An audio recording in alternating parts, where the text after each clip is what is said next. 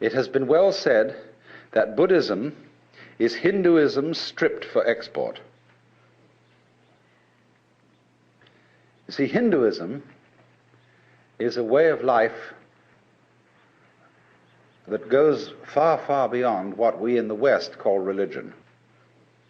It involves cookery, everyday family life, house building, just everything. It's the whole Hindu way of life. And so you can't export it, just as you can't export Shinto from Japan. It belongs to the soil and the culture. But there are essential elements in it that can be transmitted outside the culture of India. And Buddhism was one of the ways of doing just that. So one might say simply this, to try and sum up what Buddhism is about. The word Buddha is derived from the root Budh in Sanskrit, B-U-D-H, which means to be awake. So the Buddha is the awakened man, the man who woke up. What does he wake up from? Obviously a dream. And what kind of a dream is this? Well, I would call it a state of hypnosis. And this state of hypnosis, although I'm using hypnosis in a rather archaic sense of the word, is a state of being entranced, spellbound, fascinated, and this is called in Sanskrit avidya. A-V-I-D-Y-A. Vidya is knowledge in Sanskrit. And it is the root from which we get videre in Latin, to see, and so vision in English. So putting the A in front of it means non. Avidya, not seeing. Ignorance, ignorance. Where you see but you ignore everything that you're not looking at. When you put the beak of a chicken on a white chalk line, and the chicken is fascinated with that and can't get away from the chalk line, that's avidya. So in the same way, our beaks were put on a chalk line when we were hypnotized into the notion of attending to life by conscious attention alone, by the spotlight to the exclusion of the floodlight. And so we began to imagine that we were separate individuals. What is called in Buddhism Sakkaya Drishti, the view of separateness. And a Buddha is one who has overcome that. He is awakened from that illusion, from that state of hypnosis, and he knows that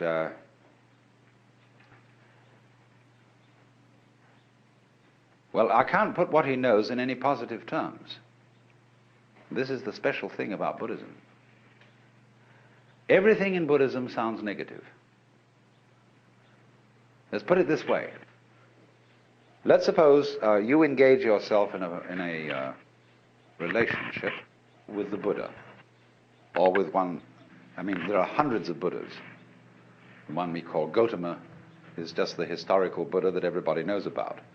But one Buddha leads to another, because as a result of his relationships with people, he turns them into Buddhas too, awakened people. Now you meet one of these people, and he's going to give you a rough time. But one of the Buddhas running around these days is Krishnamurti. And Krishnamurti absolutely destroys everybody's religion. Why do you believe this? Why are you hanging on to that? Why do you want to insist that this idea is so? See? And he shows you that all your fixed formulations, all the ideas to which you cling, are spurious.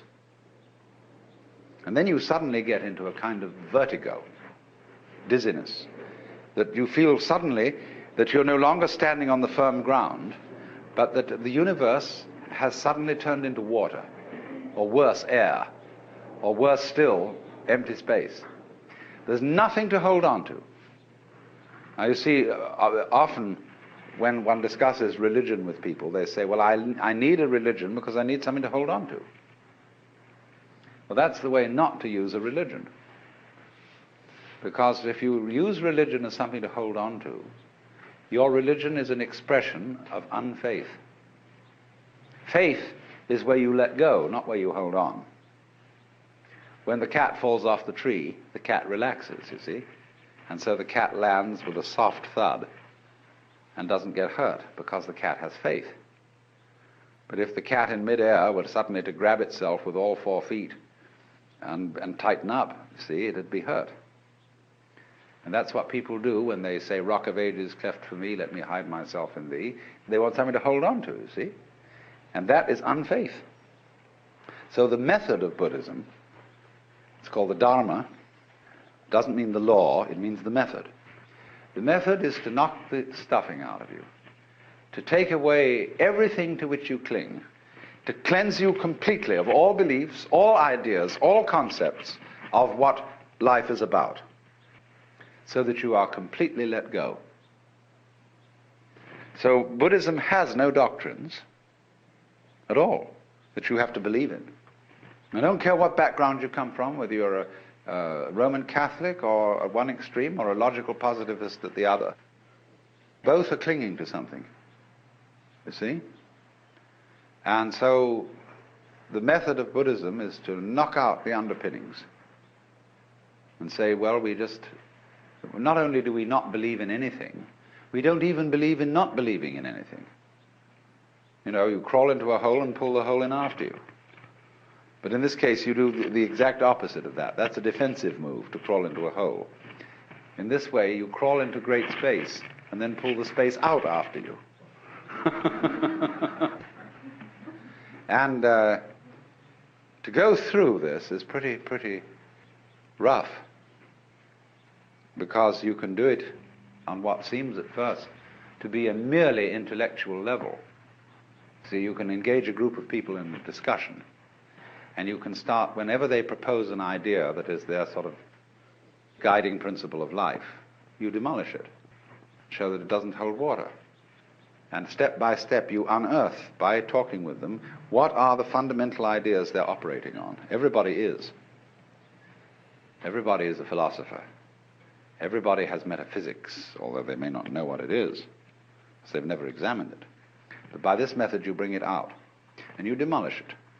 And this suddenly, what seemed like a very nice intellectual discussion, turns into sheer murder. People get really anxious. They develop all the trembles and the symptoms of extreme anxiety.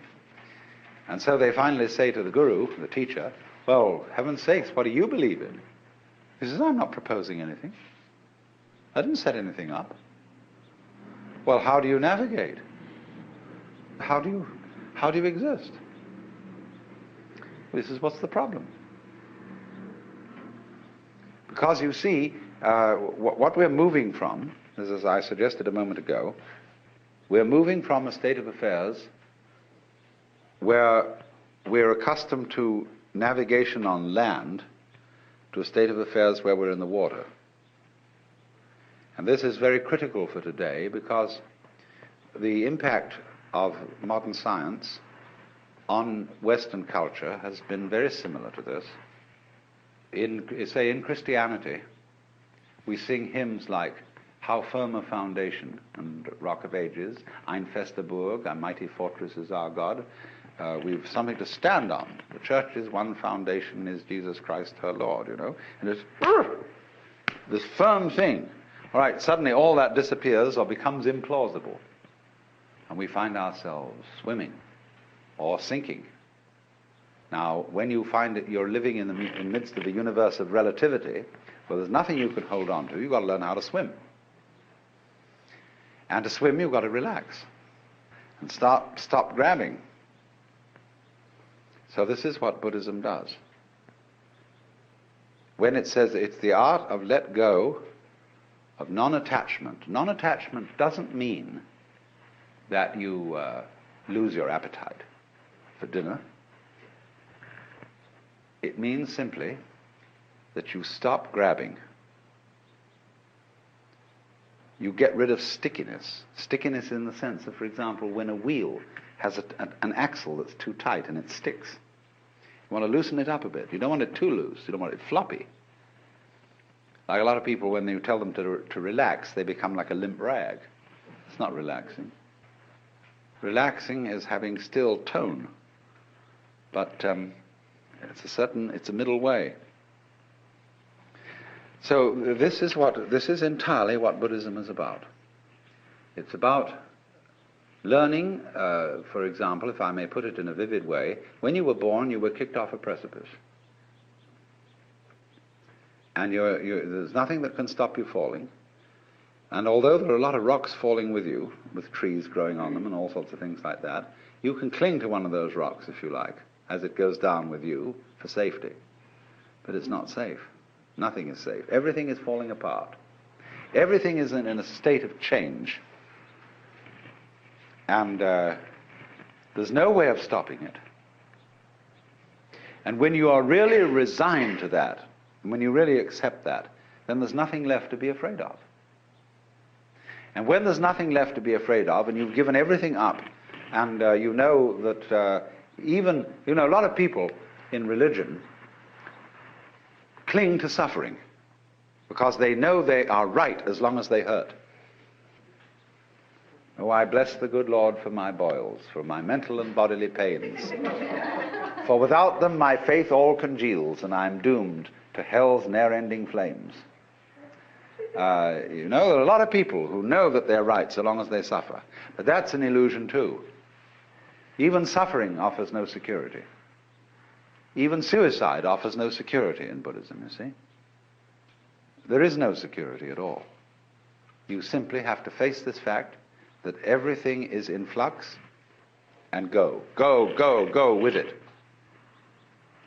And so the question then is simply how to convince people of this, if anybody wants to be convinced. It's not the sort of thing you shove down people's throats. You don't convert them to this, because if they don't want to be converted, they won't let go. So Buddhism therefore involves a very special relationship between the questioner and the person to whom the question is addressed, the pupil and the teacher. And now then, Buddhism came to China as early as 60 AD, but didn't at that time make a very great impression. It was not until about the year 400 that a very great Sanskrit scholar by the name of Kumarajiva came and started teaching Chinese scholars Sanskrit. And they worked with him to translate Sanskrit into Chinese. And they translated the Buddhist scriptures. They didn't, of course, do them all at that time, because the Buddhist scriptures occupy about as much space as the Encyclopedia Britannica. In fact, a little more. The Indians are great talkers. Well, anyway, they found that when they translate this into Chinese, you had to find equivalent Chinese words for the Sanskrit ideas, and they found these from the Taoist philosophy. Well, slowly then, Indian attitudes began to be modified by Chinese attitudes, because the Chinese read into these translations Taoist meanings, so things got a little altered. Now here came the alteration that is crucial. First of all, in Indian Buddhism there's very little humor. But Chinese life is full of humor. The greatest philosopher of China, Zhuangzi, is the only philosopher who is, I think, in the whole world, who is profoundly humorous. There's a book in the modern library, published by Random House, called The Wisdom of Lao Tzu. And this is translated by Lin Yutang, and he includes, along with the translation of Lao Tzu, huge sections of Zhuangzi. And this is absolutely fascinating because of the humor of it. Indian Buddhism had very little humor. Some, yes, but very little. Next, it was all tied up with celibacy, which to the Chinese was absolutely incomprehensible. Because Chinese civilization is rigged around the family to a far greater extent than ours is, which is saying something. And they just couldn't see any point or any wisdom in celibacy. When Buddhism came to China,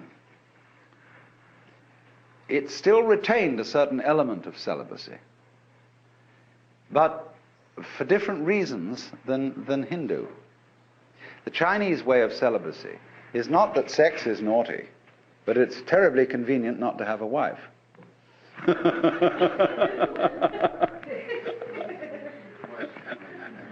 In other words, the ideal of the uninvolved life has a certain appeal. But they could never get through into their heads the notion that sexual desire was bad, which has always played a fairly strong role in Hindu thinking. Not in the same way as it has in the West. The Hindus don't have a guilt take on it. But they think that it dissipates your spiritual energies. And you see, in yoga, they envisage the idea that at the base of the spine there is what is called the kundalini, the serpent power, or the force of psychic energy. And so long as it remains at the base of the spine, this force is dissipated in sexuality. Now, yoga is to suck this thing up the spine and get it into the head. And so then you withdraw from the manifestation of this energy, or the dissipation of it, in sexuality, and it's put on a higher level. Only which end is up.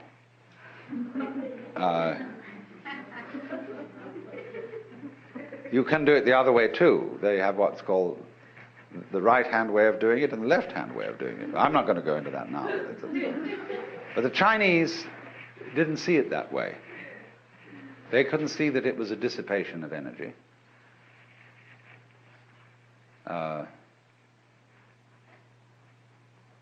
So what they wanted to aim at was a way of living Buddhism and being awake, but at the same time remaining active in the ordinary life of the world.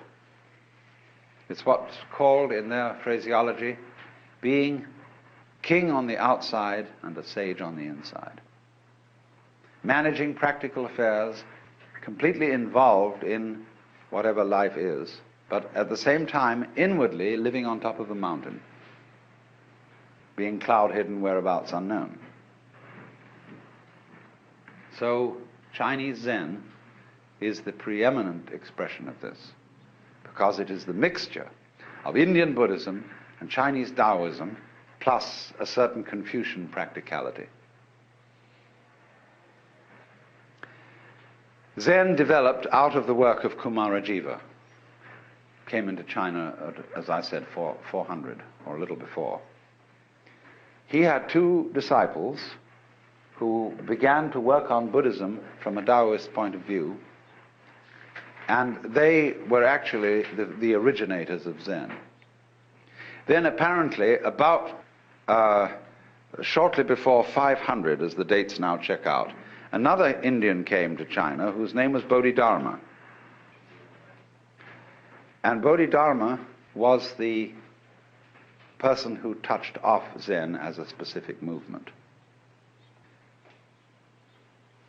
Bodhidharma had a pupil by the name of Eka,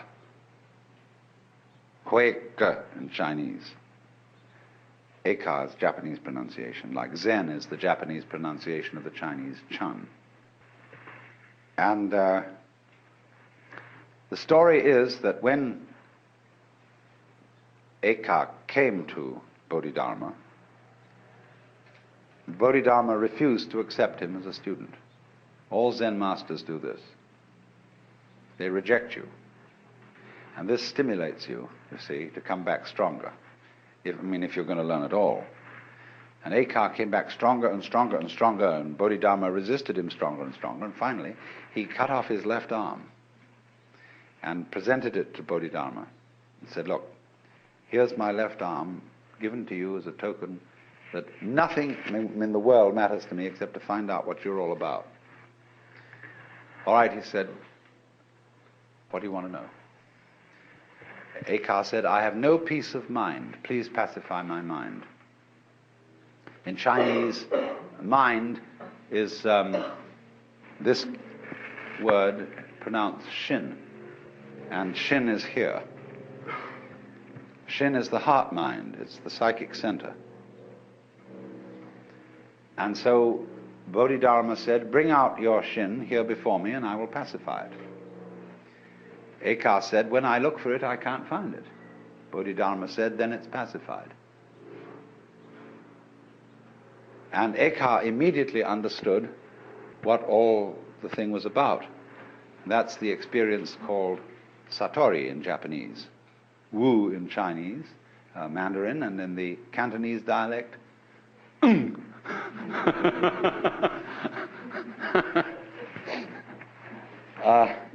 it's just what we call in our modern psychological jargon the aha phenomenon.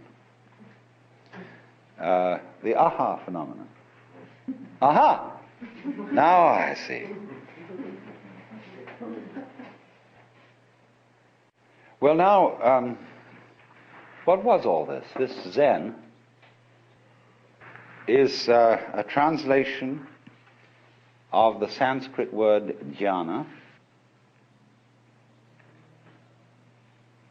And so this is being pronounced Chan in Chinese and Zen in Japanese. Is unfortunately untranslatable in English. It designates a certain state of consciousness that is sometimes called meditation, but that won't do it all. Contemplation isn't really the point. Chinese have a different word for contemplation.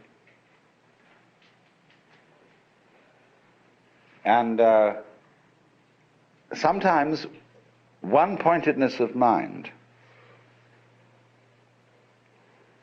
I would prefer to translate this word with the notion of total presence of mind. When we say a person is crazy, we often say they're not all there. Now go to the opposite of that and visualize a person who is completely there, or who is completely here. A person who lives totally and absolutely now. That doesn't mean he's incapable of thinking about the past or the future, because thoughts about the past and about the future are included in the present. You have them now. But imagine the kind of person who is not distracted, who when he talks to you, it really gives you his whole being, who doesn't, as it were, look over your shoulder and wander off to something else. Somebody who, first of all, he's completely here, and he's so much here that you can't phase him. Now this idea of phasing is crucial in Zen. You see, I referred a moment ago to attachment, that Buddhism is living free from attachments. And I made the point that this is not abandoning a sense of a good appetite for dinner, but it's stopping sticking. In psychological jargon, you don't block. A mind of no hesitation, it's sometimes called. In Chinese, the phrase mo zhi chu is used, of going straight ahead. So supposing somebody walks up to you on the street and says, "Are you saved?" Now, most of us who are intelligent people feel embarrassed by such a question. You know, what's this wretched Salvation Army person or Jehovah's Witness doing asking me whether I'm saved or not? And we're all a little bit, what do you do with a nut like that? So, but as in Zen, this is a perfect moment to respond, see? To the most embarrassing question, are you saved? But Zen comes back in a very funny way. In Zen, one doesn't give philosophical answers to a question like that. You give practical answers. I had a boiled egg this morning.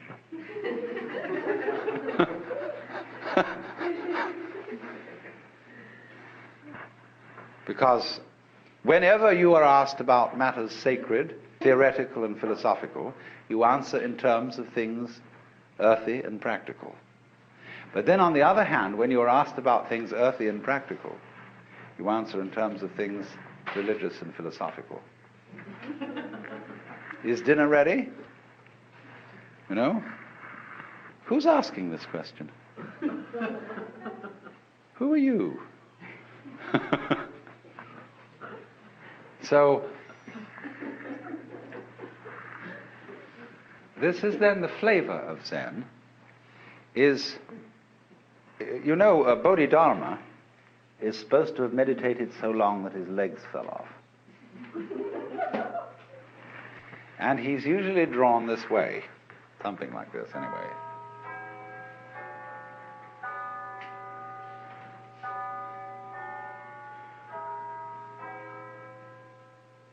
It looks like a shmoo. But in Japan, you buy these toys that are darumas, and they are so weighted in here that you can never knock them over. You can bat it on the floor, bat it this way, bat it that way, but it always comes up again.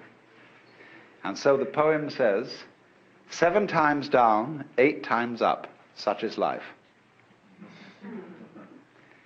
So this is the principle of not being fazed, not being attached.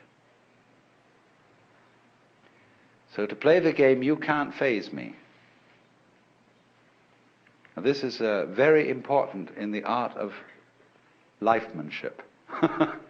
Fundamental gamesmanship. Because you see, when the Zen monks moved into Kyoto, they took over the best part of town. Simply fantastic how this happened. The beautiful hills were occupied by the brigands, who later became the Japanese nobility. The great daimyos, these were the toughest characters. And the Zen monks played a game with them, which was that, you know, you possess all these lands and you're powerful and so on, but so what? It's all falling apart. Then what will you do? Well, they said, that's too bad, we don't know. And the Zen monks said, oh, you haven't got the hang of the thing, you see. So they found that they couldn't terrify Zen monks. That they played all sorts of tricks, but the Zen monks were better masters at it. See, supposing you say to somebody, look, I'm not afraid of you. You can do anything you like. You can kill me or anything at all. Well, if I go and kill the fellow who says this, I'll never find out whether he was afraid or not.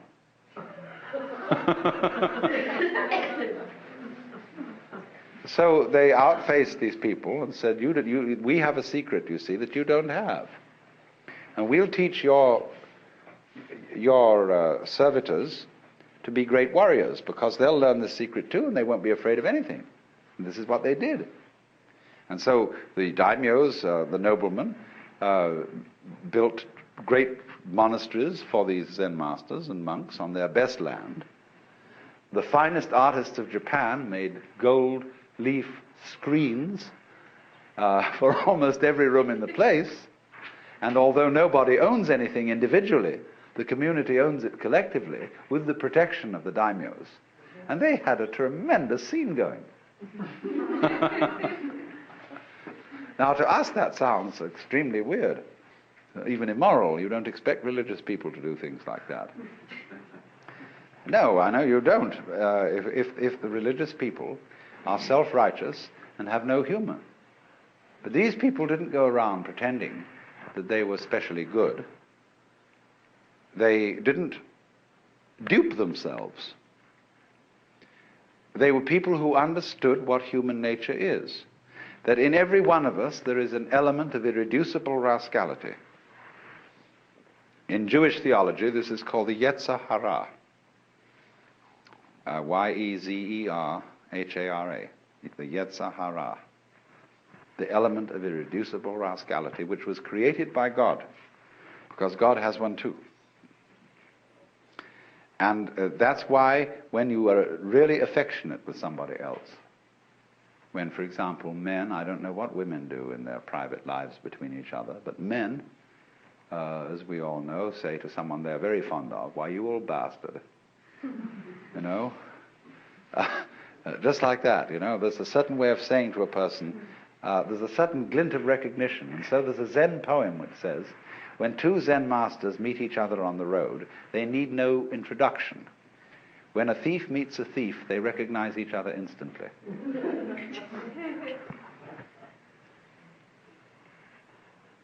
And this goes back, you see, again into the heart of Chinese philosophy. That human nature is considered to be basically good. And even the rascally elements of it are good. They are the sort of salt in the human stew. There has to be this little thing that human passions and that the natural contentiousness and greed or whatever that we have is an essential element in our makeup. And that when people lose sight of that, they go mad. Nothing, for example, is more dangerous than a saint. That is to say, an unconscious saint who thinks that he is right and who endeavors to live an absolutely pure life and to eliminate all selfish thoughts. Somebody who undertakes that task is going to be a menace to all around, because he loses his humor.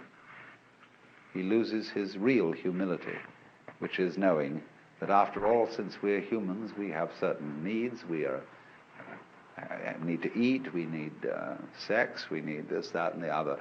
And this sort of has a quality of humor to it. And so this is why in Zen art, the sages are always drawn to look a little bit like bums. You know that Putai, or Hote as he's called, what's called the laughing Buddha, the fat Buddha with an immense belly, and carrying around an enormous bag of rubbish, into which he indiscriminately puts anything he finds around and then gives it away to children. This is the sort of type which the Chinese call the old rogue. And the old rogue, as a type of the poet, sage, monk, and scholar, you see, is greatly admired. He's the non-violent brigand, the rolling stone, the free man, or in our words, the joker. The joker, you see, is the card that can play any role in the pack. So then, Zen developed in China after Bodhidharma's time and came to a sort of golden age in the Tang and Sung dynasties. The golden age of Zen lies between 713 AD and approximately 1100, 1200, 11 to 1200. That's the great creative period in which all the marvelous masters emerged and during which Zen exercised a profound influence on the development of Chinese poetry and painting, calligraphy and scholarship. Then, between 11 and 1200, it shifted to Japan and underwent a new development, rather different in quality and in tone.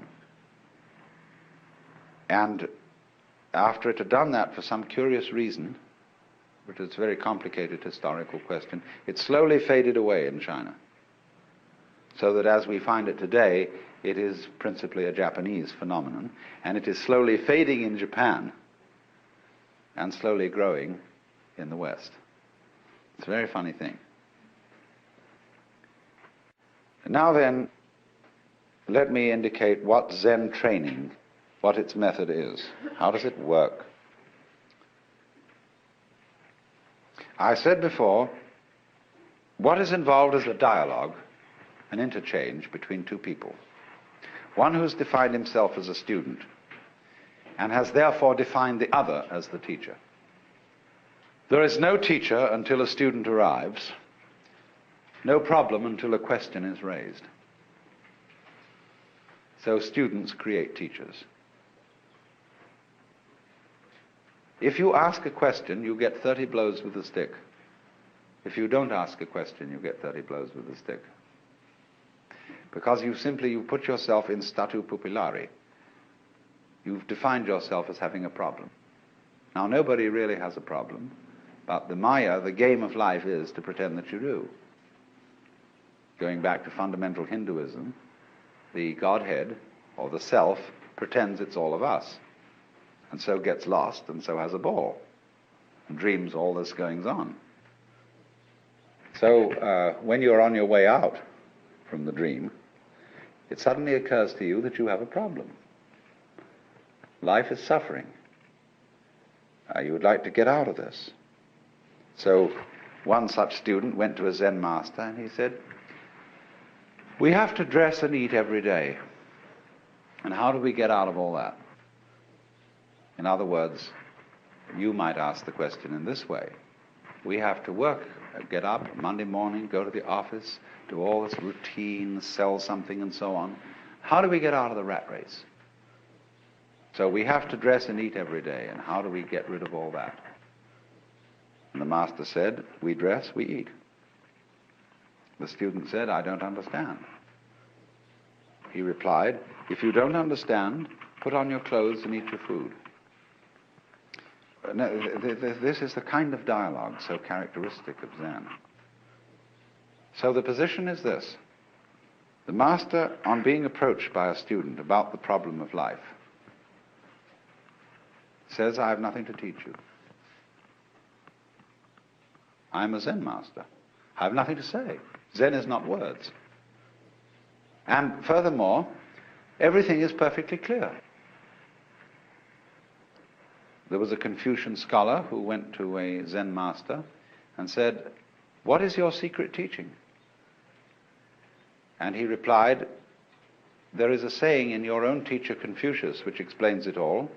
Don't you remember when Confucius said to his disciples, 'Do you suppose that I'm concealing something from you? I've held nothing back.'" And the scholar didn't get this. So a few days later they were walking together in the mountains and they passed the wild laurel bush. And the Zen master said to the Confucian scholar, "Do you smell it?" He said, "Yes." He said, "You see, I'm holding nothing back." So the position of the Zen master is, there is nothing to tell you. There is we're not offering you any panacea, any solution, any doctrine, any big goodie to the problem of life. Because the problem is an illusion.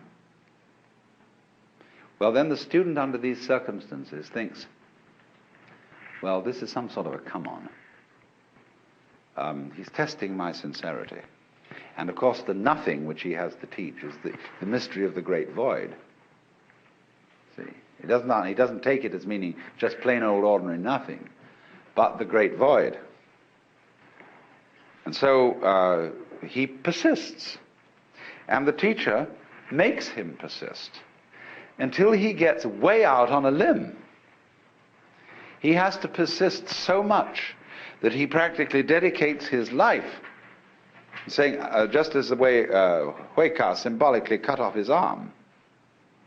The student is put in the position of dedicating his life to solving this thing and getting what that teacher has. And of course there wasn't anything all along, but he's been put in that position. So then once he's in statu pupillari, once he becomes a student, he's put through all kinds of hoops. They make him learn to meditate, to sit cross-legged, practice zazen, And then they also add to the trouble by asking impossible questions, which are called koan. And these questions are palpably absurd. What they're saying, essentially, at least the elementary koans are all concerned with this, are requests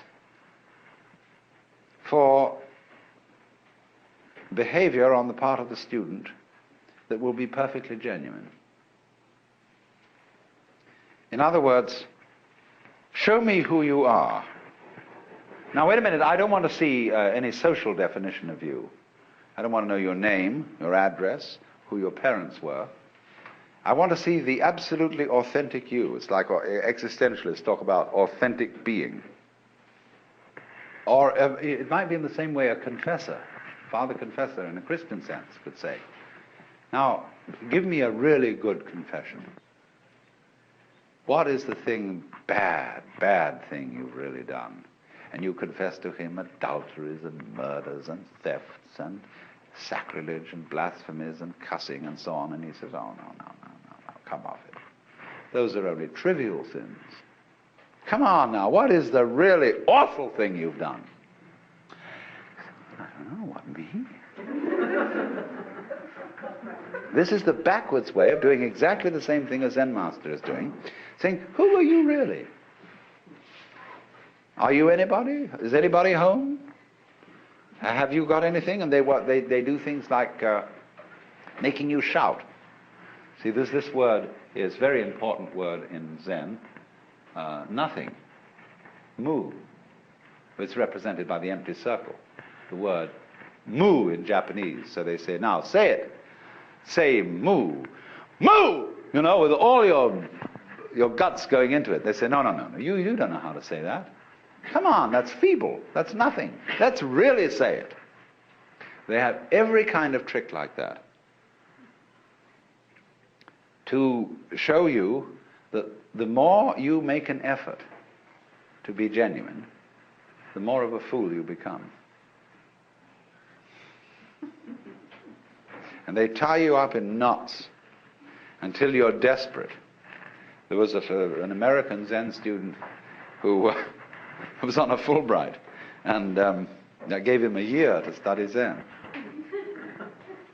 And he got started to panic because he had only a month to go and he hadn't realized it. And he knew he had to, and he went to the Zen master and said, damn it. He said, look, I've only got a month left. And the master said, all right, we'll have what we call oseshin.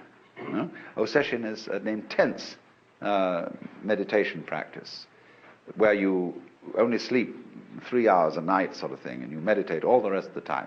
Let's go, let's really do it, do it. And every day, 3 times, you come to me and present the answer to your Zen problem, your koan.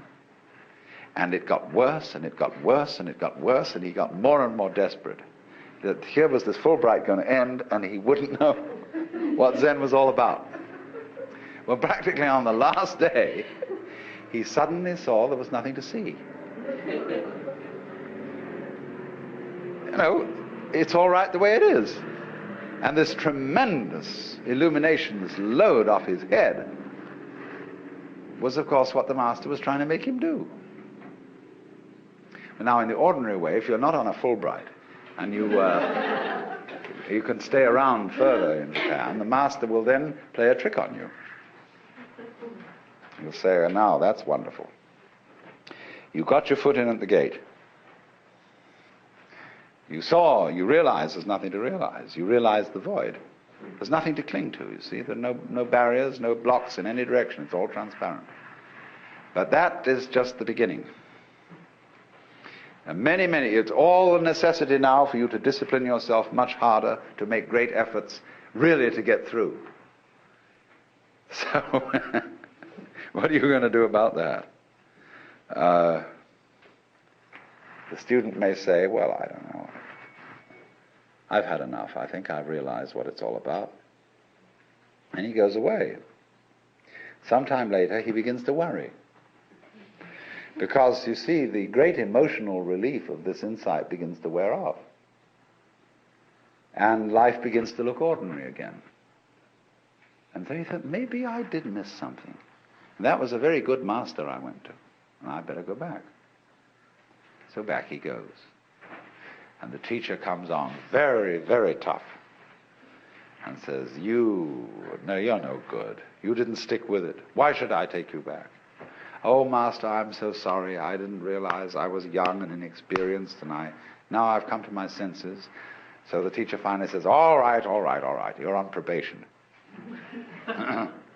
So again, he starts another koan. And this one comes in from a completely different point of view. And he's got others that come from this way, and from this way, and from this way, and from this way.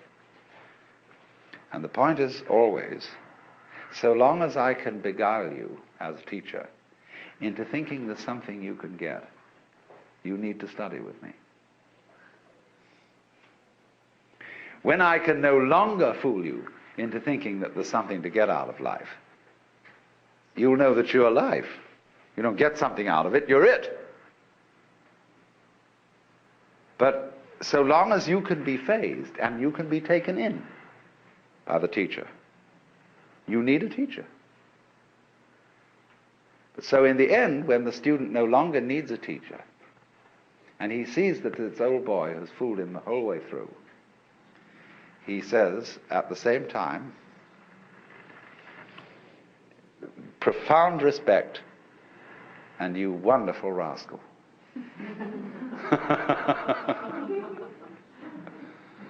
There's a very strange thing in the, I've poked around a good deal lately in Japan among American Zen students to find out what's going on. And they tell me that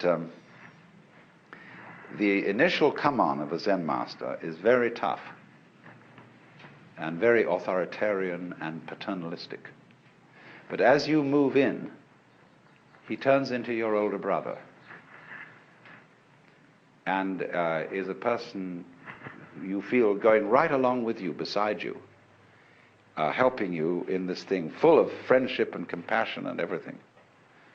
But occasionally he will suddenly turn and bring on the authoritarian stuff. But they do it in a very strange way. There was a Zen master who on a Saturday morning, when he should have been woken up at 8 o'clock, was woken up at 7, or whatever the time was. No, he should have been woken up at 8 on Saturdays and 7 on weekdays. So this was a Saturday, and his attendant monk came and woke him up at 8. He was immediately looked at the clock and was absolutely furious that he'd been woken up an hour late because he didn't know it was Saturday. So he struck out at this monk in a rage. And the monk said, Master, but it's Saturday. He said, oh. Anger disappeared, absolutely serene, no apologies.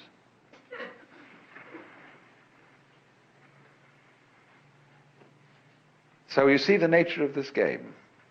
It is the Zen game. And I seem to have given away the show to you. I've told you all the inside mechanics of it.